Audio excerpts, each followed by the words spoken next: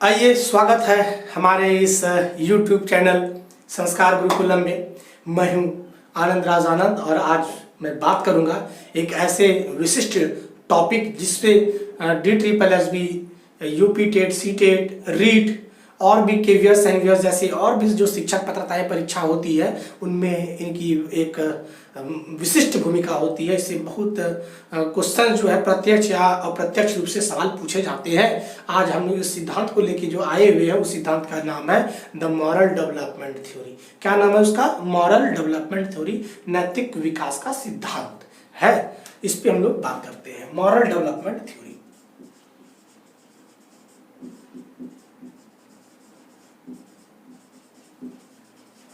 Moral development theory, नैतिक विकास का सिद्धांत। नैतिक विकास के सिद्धांत पे आज जो बात होगी वो होगी कोहलबर्ग के अनुसार, साथ ही साथ पियाजे के अनुसार और वैगत्स्की के अनुसार। वैसे पूरे इस YouTube में आप देखेंगे साथियों कि ना ही लोगों ने वैगत्स्की के परिप्रेक्ष्य में बात किया है नैतिकता को, ना ही जो है जीन पियाजे के अनुसार बात किए हैं। लेकिन मैं बात करूंगा तीनों, जो हमारे कोहलबर्ग साहब हैं, चाहे जीन पियाजे साहब हैं, वैगत्स्की हैं, फिर हम लोग इथिक्स के साथ उसको जोड़ेंगे, जो दर्शन शास्त्र है फिलॉसफी उसके साथ भी जोड़ेंगे, नीति शास्त्र जो इथिक्स है उन सारे मानदंडों को, उसके क्या आधारभूत जो संरचना है उन सारी चीज़ों को लेके आपके साथ हम आएंगे और फिर बताते रहेंगे। तो आइए साथियों, हम लोग शुरू करने से पहले एक बार छोटा सा रिक्वेस्ट कर लेते हैं कि हमारे चैनल में अगर आप नए हैं तो चैनल को जाते हुए सब्सक्राइब जरूर कर लीजिएगा। और इस निर्माणवाद में हम तो भूमिका निभाते ही, आपकी छोटी सी भूमिका यही होगी कि हमारे इस वीडियो को लोगों तक शेयर करके पहुंचाएं, ताकि हमारे इस निर्माणकारी कार्य में आप भी अपना योगदान दे सके और हमारा जो उद्देश्य है, मानव कल्याणकारी जो भाव है हमारे अंदर में, वो उनके तक पहुंचा सके और आपके दोस्त, सखा, सहपाठी लोग भी जो है क्या हो, इनसे लाभान्वित हो। तो आइए हम लोग एक एक करके जो है सिद्धांत को हम लोग पढ़ते हैं, सभी के परिप्रेक्ष्य में बातें करते हैं। लेकिन स्टार्ट करने से पहले हम चाहेंगे कि आप लोग इसे जरूर एक काम को करेंगे, शेयर सब्सक्राइब जरूर करेंगे। तो आइए साथियों, विदाउट वेस्टिंग द टाइम हम लोग आते हैं अपने टॉपिक पे। और आज जो मैं बात करूंगा वो होगी कोहलबर्ग के अनुसार, फिर हम लोग बात करेंगे जीन पियाजे और वैगत्स्की के अनुसार, साथ ही साथ हम लोग बात करेंगे इथिक्स के साथ और फिलॉसफी के साथ, तीनों चारों के साथ जोड़ जोड़ के हम बातें करेंगे। फिर सवाल को देखें किस प्रकार से प्रत्यक्ष और परोक्ष रूप से सवाल यहाँ पे आए जाते हैं और पूछे जाते हैं। तो आइए हम लोग सिद्धांत को देखते हैं। और यह सिद्धांत पे जो हमारे जो मूल रूप से जो बात करते हैं, जिनको बहुत ही अच्छी ख्याति मिली है, वो है व्यक्ति कोहलबर्ग, वो है कोहलबर्ग साहब। अब ये कोहलबर्ग क्या कहते हैं उस पर हम लोग बात करते हैं। बात होती है यहाँ पे मॉरल की। ये मॉरल क्या है, ध्यान दीजिएगा। मॉरल जो नीति है, वो नीति की उत्पत्ति कहाँ से हुई है, नैतिकता की उत्पत्ति कहाँ से हुई है। तो हम कहते हैं कि समाज की जो मानदंड होती है, जो मान्यताएं होती है, जो एथनिसिटी होती है, उसी के कारण से, उसी के वजह से, उसी का मूल आधार से क्या होती है, तो नैतिकता की उत्पत्ति होती है। अगर बात करें मोरालिटी की, शॉर्ट रूप में देखें कि मोरालिटी क्या होती है, हम लोग बात करते हैं मोरालिटी की, नैतिकता की। ये नैतिकता क्या है इसको समझते हैं। नैतिकता वह गुण है जिससे सही या गलत और अच्छा या बुरा जैसी पहचान मिलती है, उसी को हम लोग कहते हैं नैतिकता। बात क्लियर यहाँ पे हो गई। तो आप समझिए, थोड़ा सा लिखना चाहे लिख सकते हैं कि नैतिकता क्या है। तो यह वह गुण है, वह प्रॉपर्टी है ना, जिससे जो है अच्छा या बुरा,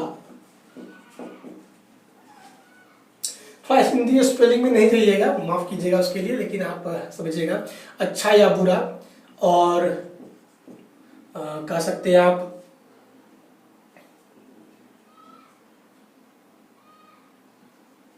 नैतिकतापूर्ण या नैतिकतापूर्ण,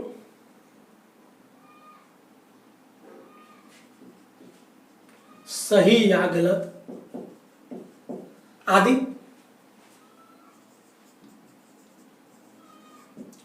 की पहचान कराता है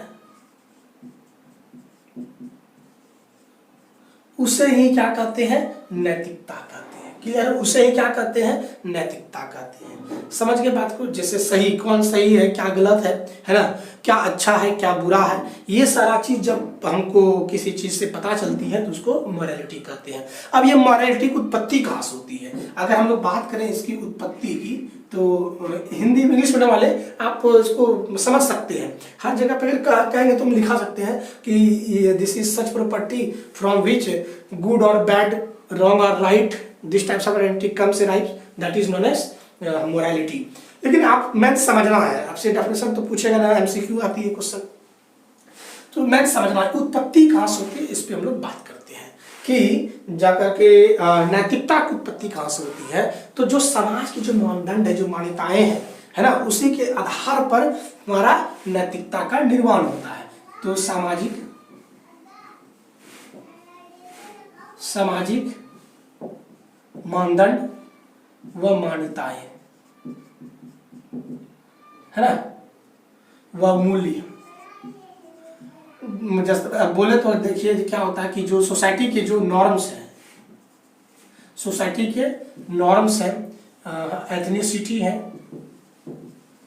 वैल्यूज है, कंडीशंस है, ये सारे चीज के अगर अनुरूप कुछ होती है तो वही क्या कहलाते हैं, तो वही नैतिकता कहलाते हैं। एक बार आप इसका साथ में लिखते हुए चलेंगे तो नोट्स आपका क्लियर होते जाएगा। वैसे हम लोग एक बार इसको अच्छी तरह से समझने का, मैं जब समझना है इसको समझ से समझते हैं। अब समझिए कि नैतिकता क्या है। तो देखिएगा, किसी समाज की कोई मान्यताएं हैं, उस समाज की मान्यताएं क्यों है, तो उस समाज में लोगों को फायदा हो और उस फायदा के लिए ही वहाँ की मान्यताएं व मानदंड क्या की जाती है, तो नियत की जाती है।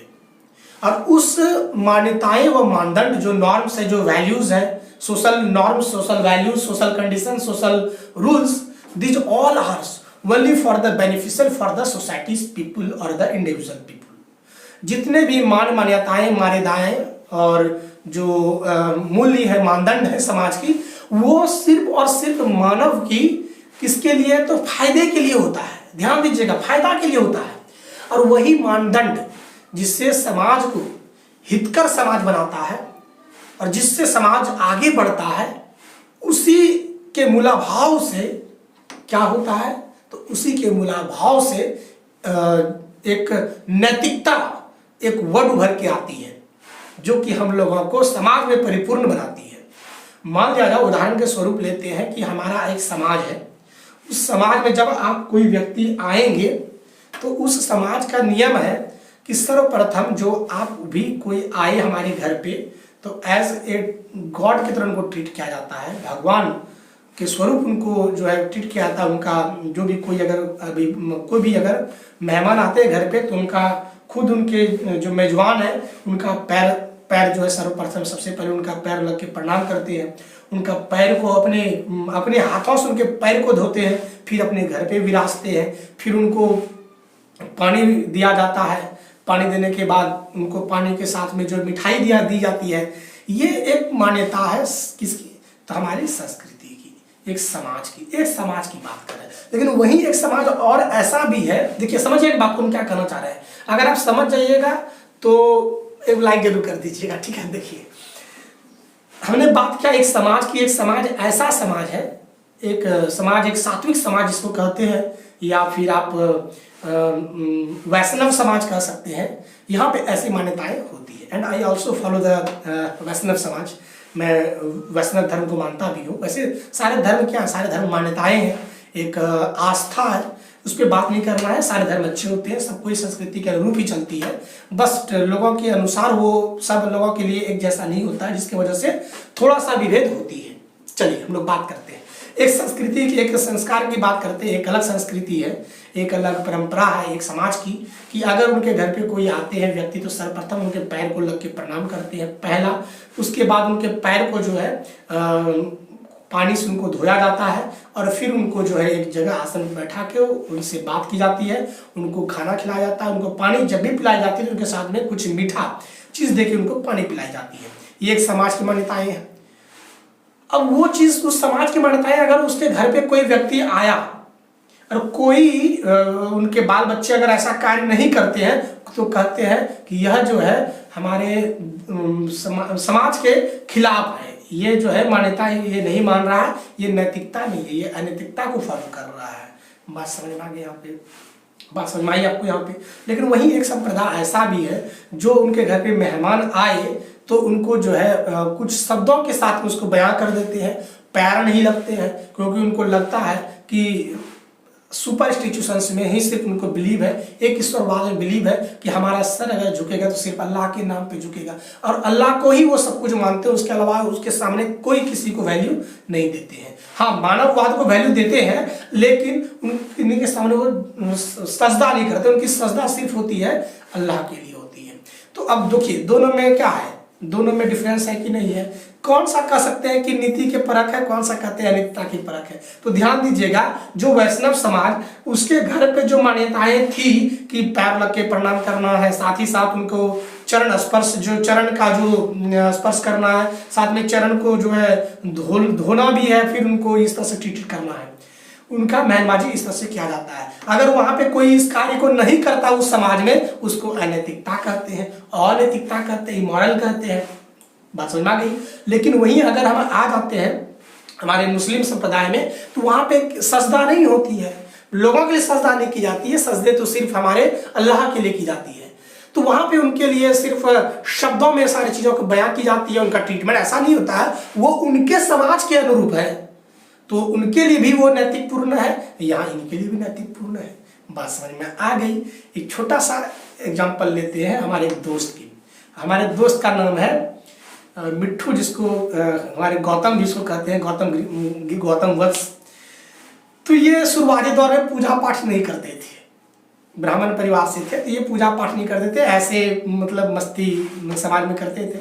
तो मैं जब उनके घर पे गया था तो उनकी मम्मी उन्हें कहती है कि देखो तुम ना ब्राह्मण के नाम पे कलंक हो, न कहीं पूजा करता है, न मतलब अच्छा जैसे तैसे रहता है, मतलब वो हमारे लड़का जैसे तैसे रहते हैं। अब वो मान्यताएं नहीं है, चोटी नहीं रख रहा है, क्योंकि ब्राह्मण समाज में होती मान्यताएं उनको सीखा रखना बहुत जरूरी है, चोटी रखना बहुत जरूरी है।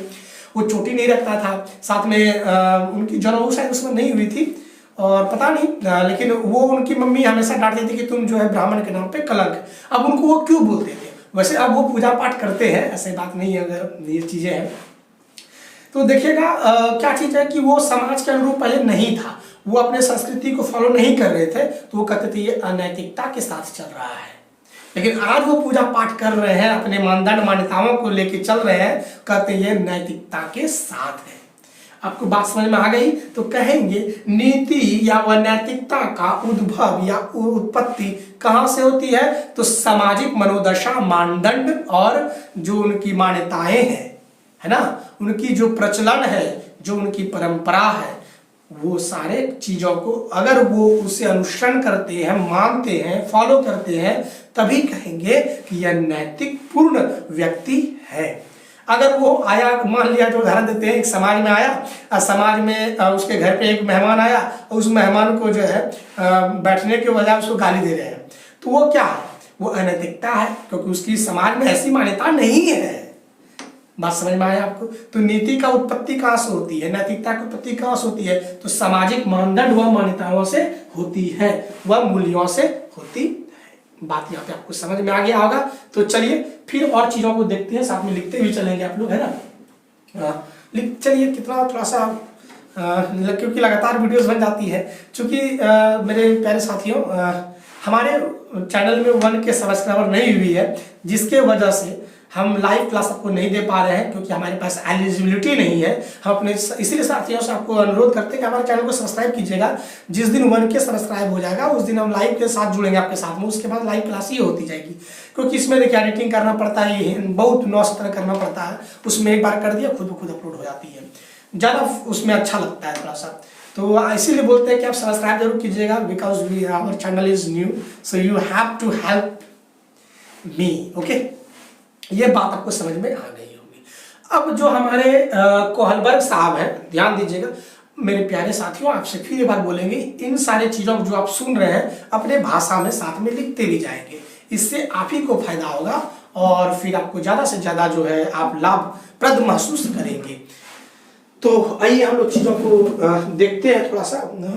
पेन इज द मार्कर या अब देखते हैं कि इनके सिद्धांत, ये जो सिद्धांत दिए हैं इनका मूल आधार क्या रहा, सिद्धांत का मूल आधार क्या रहा, तो बेस क्या रहा, किस आधार पे ये बात करते हैं, ये बेस पे किस पे बात करते हैं, इस पे हम लोग एक एक करके बात करते हैं।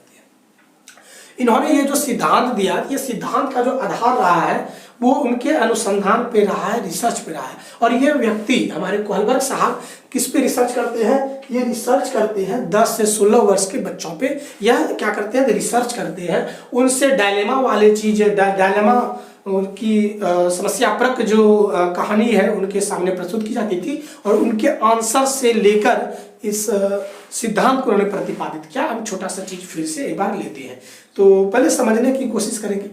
तो आप समझ गए, साथ में लिखते हुए चलेगा। पहला पॉइंट लिखिए, क्योंकि डेली का डेली हम लोग वीडियो लगातार कंटिन्यू बन जाती है, जिसमें थक भी जाते हैं, कोई बात है नहीं, वैसे आप मैं समझना होता है। तो आप समझिएगा साथियों कि इनकी जो सिद्धांत का जो मूल आधार रहा वो है क्या चीज, तो पहला नंबर लिखिएगा, ये जो है अनुसंधान करते थे किस पे, तो 10 से 16 वर्ष के बच्चों पे इन्होंने अनुसंधान किए और उनके सामने जो है नीतिपरक कहानियां उनके सामने रखा गया और वैसा कहानी होता था जो कि नीति के मतलब ऐसे कहा जाए कि वो कहानी कैसी होती थी, तो डायलेमा वाली कहानी होती थी। तो एक बार इसको मिटाते हैं, फिर आप देखिए, तब समझ में बहुत अच्छे से आएगा। चलिए देखिए, तो अब समझिएगा, ये हमारे मॉरल डेवलपमेंट में जो बात करते हैं, जो मूलाधार रहता है ना, बेस रहता है, वो कहते हैं कि 10 से 16 वर्ष के बच्चों में उन्होंने क्या किया, रिसर्च किया। क्या क्या रिसर्च किया, मैंने अनुसंधान किया और उनके सामने क्या किया, तो उनके सामने जो है हमारे कोहलबर्ग महोदय डायलेमा वाली कहानी, डायलेमा को हिंदी में कहते हैं दुविधा वाली कहानी कहते थे और फिर उससे जवाब मांगते थे। उसी को आधार के लेके या एक चीज को डेवलप करते हैं, वो क्या होता है, मॉरल रीजनिंग। आज हम बात करेंगे मॉरल रीजनिंग भी क्या चीज होती है। अब डायलेमा वाली कहानी क्या आती, समझे बात को।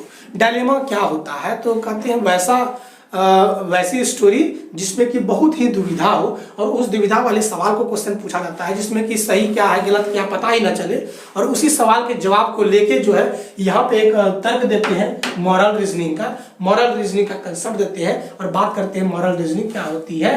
तो इसको हिंदी में कह सकते हैं नैतिक तर्क क्या होती है, ठीक है। तो हमारे वाकसकी महोदय, हमारे कोहलबर्ग महोदय क्या करते हैं कि कहानी की प्रस्तुति करते हैं और एक बहुत ही प्रचलित कहानी है और ये कहानी सीटेट में डायरेक्ट कहानी से क्वेश्चन था। तो हम एक बार कहानी को थोड़ा सा लेते हैं कि वो कहानी क्या है मॉरल।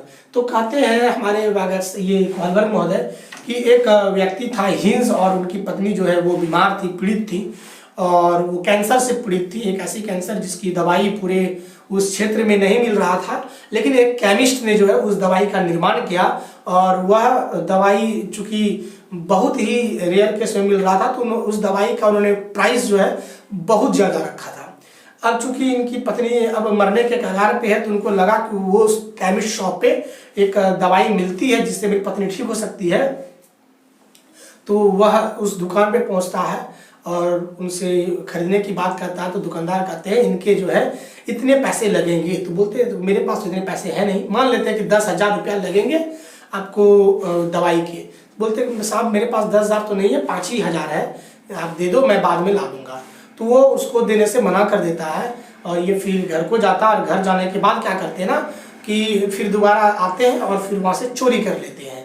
अब बताइए कि उनको, अब चूंकि उनको पता है कि अगर हम चोरी करेंगे तो पुलिस हमको पकड़ेगी, हमको फांसी पे लटका देगा, अगर हम चोरी नहीं करते तो मेरी पत्नी मर जाएगी। तो बताइए कि इस स्थिति में आप क्या करेंगे। तो कोई बच्चा जवाब देगा कि नहीं, अगर छोटा बच्चा है मतलब कि प्री कन्वेंशनल लेवल का, बोलेगा नहीं हमें जो है चोरी नहीं करनी चाहिए। चोरी इसलिए नहीं करनी चाहिए क्योंकि पुलिस पकड़ लेगी और हमें फांसी हो जाएगी, मेरी डेथ हो जाएगी। लेकिन वही कोई बच्चा और जवाब देगा नहीं हमें चोरी करनी चाहिए, इसलिए चोरी करना चाहिए क्योंकि किसी की जान की बात है। तो इस प्रकार की दुविधाजनक मतलब कि कहानी पूछी उनके सामने प्रस्तुत की जाती थी और उसी से जो है फिर सवाल बच्चों से पूछी जाती थी और उसी के सवाल को लेके एक तर्क देते हैं, वो क्या है, मॉरल रीजनिंग। और जो दुविधाजनक जो कहानी होती है उसको कहते हैं डायलेमा स्टोरी कहते हैं, डायलेमा वाली कहानी कहते हैं। अब डायलेमा वाली कहानी से क्या उभर के आई, तो कहते हैं कि वो आई मॉरल रीजनिंग उभर के आई। क्या आई, मॉरल रीजनिंग।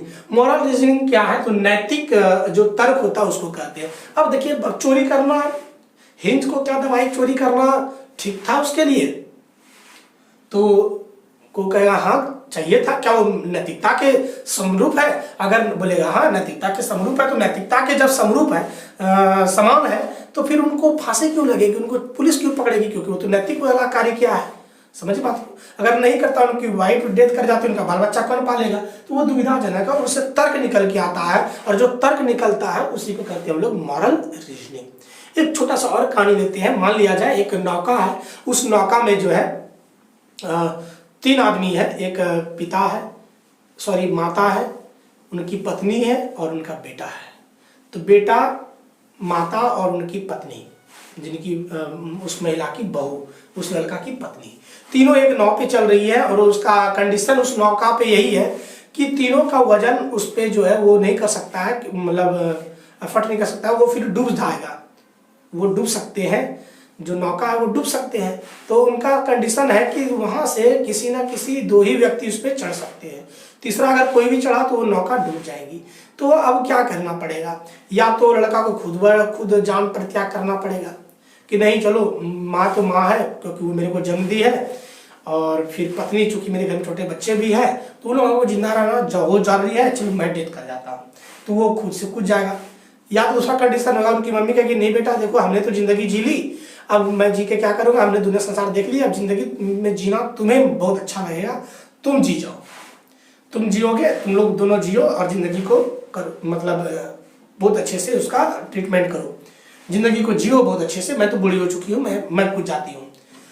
लेकिन वही उनकी बहू कहती है कि नहीं नहीं, मेरे अगर पतिदेव मर जाएंगे तो मेरे बाल बच्चा परिवार को जो है कौन पालेगा, तो मैं ही कूद जाता हूँ। और रही बात माँ की, तो इनको वृद्धा पेंशन मिलता है, उससे भी हम लोगों को सपोर्ट मिलता है, मेरे पति तो ऐसे काम नहीं करते हैं, तो मेरी माँ को जो पेंशन मिलता है, मेरी माँ के पेंशन से ही काम होता है, मेरे बाल बच्चे रहेंगे ठीक ठाक से। समझ में आए साथियों? तो वो कहते हैं मैं कूद जाऊंगा, मैं कूद जाती हूँ इसमें, किसमें, तो नौका पे। अब समझिएगा बात, तीनों के साथ दुविधा है। अगर लड़का डेथ हो जाता है, लड़का अगर कूद जाता है नाव पे, तो समस्या ये होती है कि उनका माँ का जो है बुढ़ापा में देखभाल कौन करेगा, और उनके घर में बाल बच्चे, उनकी वाइफ का केयर कौन करेगा। अगर वो नहीं कूदते हैं, अगर उनकी माँ कूद जाती है, तो उनके लगता है उनके बेटा और पुतहू दोनों को कि अगर मेरी माँ कूद गई तो हम लोग तो कुछ कमाते नहीं है, अपने माँ के ही पेंशन से तो हमारी घर चलती है, वैसे भी तो हम लोग मर ही जाएंगे। फिर उनकी पत्नी कहती कि नहीं, अगर मैं मर जाता हूँ तो मेरे से कोई किसी को टेंशन नहीं होगा, क्योंकि मेरे से कोई किसी इसलिए टेंशन नहीं होगा क्योंकि हम कुछ काम तो करते नहीं हैं, आप रहेंगे तो आप दुनियादारी संभालिएगा। लेकिन वो कूदने के फेरे में रहती है। लेकिन फिर उनका पति कहते हैं कि नहीं, अगर तुम मर जाओगे मेरा बाल बच्चा को कौन देगा, वो तो टूअर हो जाएगा, है ना, वो तो अनाथ हो जाएंगे। अब उनके पास समस्या है, तो वो क्या करेंगे, तो उस जगह पे अगर कोई एक तर्क निकालते हैं जिससे कि कम लॉस हो, उसको हम लोग कहते हैं मॉरल रीजनिंग। मॉरल रीजनिंग क्या है, नैतिक तर्क ऐसा तर्क है जिससे कि कम घाटा हो किसी चीज में, उसी को कहते हैं हम लोग मॉरल रीजनिंग। बीच का रास्ता निकाल दे, उसको कहेंगे हम लोग मॉरल रीजनिंग। देखिए अगर आपका ये है तो हम पूरे के पूरे बुक लिखते, आपको बता देंगे डेफिनेशन, लेकिन उससे आपको याद नहीं रहेगा, आप रट लीजिएगा, लेकिन समझना मेन होता है। तो मॉरल रीजनिंग क्या है, मॉरल रीजनिंग क्या है, जिसपे ऐसा तर्क आए जिससे कि लोगों को कम घाटा हो, उसको हम लोग कहते हैं मॉरल रीजनिंग। बात समझ में आ गया? तो ये होती है, इन्होंने बात की मॉरल, और बच्चों से 10 से 16 वर्ष के बच्चों का रिसर्च उन्होंने किया, और इस तरह के सवाल उनसे पूछते थे और उसका आंसर लेते थे, और उसी के जजमेंट के आधार पे जो है इस सिद्धांत को दिया गया। क्लियर यहाँ पे ये बात आपको समझ में आ गई? यहाँ चीज तो समझ में आ गया। अब इस चीज को आगे बढ़ाते हैं। अब जो आते हैं वो 3 लेवल्स की बात करते हैं, 3 लेवल्स की बात करते हैं। अब उन लेवल्स को देखते हैं, तब तक एक बार हम मिटा देते हैं और आप क्या करेंगे तब जा करके इसको एक बार स्नैपशॉट खींच लीजिएगा। और वैसे बात तो बातें हैं, आप लोग जो लिखिएगा तो मेरे बातों को अपने शब्दों में लिखने की कोशिश कीजिएगा, जो कि आपका बहुत अच्छा नोट्स बन जाएगा। तो आइए हम लोग जो है 3 प्रकार का स्तर की चर्चा हमारे जो कोहलवर साहब हैं वो किए हैं, साथ ही साथ 6 प्रकार के उनका उपभेद जो है वो भी हम चर्चा करते हैं। तो एक बार इसको लिख लीजिएगा और फिर हम लोग चलते हैं स्तर की ओर चलते हैं। चलिए आइए देखिए, हम लोगों ने कंप्लीट कर दिया। अब हम लोग बात करते हैं 3 स्तर पर, जिसमें कि हमारे कोहलवर साहब ने 3 स्तर की बात की है, 3 लेवल्स की बात की है। वो क्या क्या है? तो पहला है पहला लेवल्स की जो बात की है इसको कहते हैं pre conventional level. Pre conventional level. और जो दूसरी लेवल की जो बात की है इन्होंने, ये है कन्वेंशनल लेवल। और तीसरी जो लेवल बात की है वो है पोस्ट कन्वेंशनल लेवल।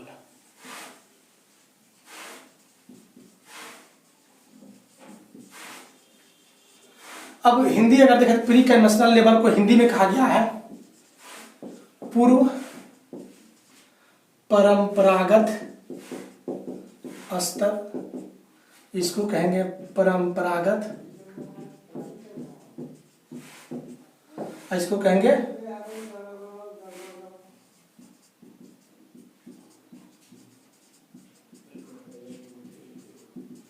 उत्तर परंपरागत स्तर। 3 प्रकार के स्तर की चर्चा ये करते हैं।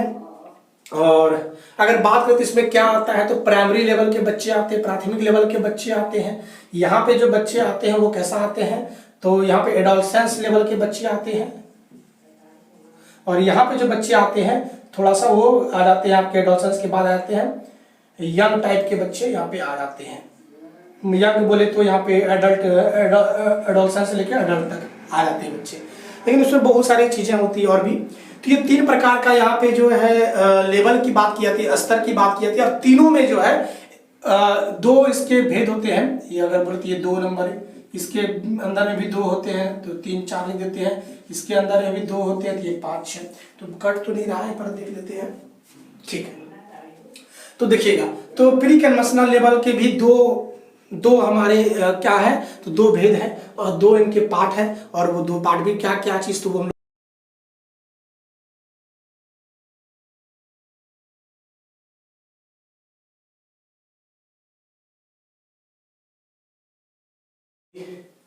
आप जो है हम लोग मिलते हैं अगले एपिसोड पर। और उस एपिसोड में हम लोग बात करेंगे तीनों लेवल के बारे में बात करेंगे। और तीनों लेवल से हम लोग सीखने की कोशिश करेंगे कि इस प्रकार से एक दूसरे से वो अलग है। तो चलिए साथियों, हम लोग अपने इस वीडियोस अपने सेशन को यहीं पे रोकते हैं और फिर मिलते हैं हम लोग अगले एपिसोड पर। लेकिन जाने से पहले अगर हमारे चैनल पर आप नए हैं तो चैनल को सब्सक्राइब जरूर कीजिएगा, लाइक कीजिएगा, कमेंट कीजिएगा और अपने दोस्तों को शेयर भी कीजिएगा, ताकि निर्माणवाद में आपकी भूमिका भी हमारे साथ रहे। तो चलिए साथियों, हम अपने एपिसोड को यहीं पे रखते हैं और फिर मिलते हैं हम लोग अगले एपिसोड पर। बने रहेंगे हमारे साथ इस तरीके से। जय हिंद, जय भारत, जय।